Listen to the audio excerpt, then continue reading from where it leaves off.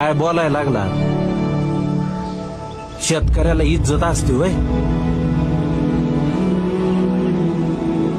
या देशातल्या सगळ्यांच्या अशा वागणुकीमुळे एक दिवस देशाची इज्जत तुम्हाला येशीवर टांगायची येळी.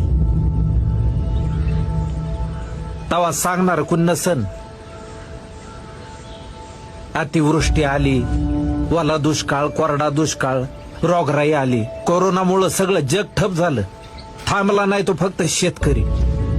साधं टिकल्याचं पाकिट विकणाऱ्याला विचारलं काय करतो, तो म्हणतो बिझनेस आहे माझा. आणि एका धान्याच्या दाण्यापासून हजारो दाणे बनविणारा शेतकरी बिझनेसमन नाही याची लाज नाही वाटत? आणि तुमच्या या अशा नटवेपणापायी आज नवी पिढी अर्धवट शिकलेली मातीत पाय घालायला तयार होत नाही.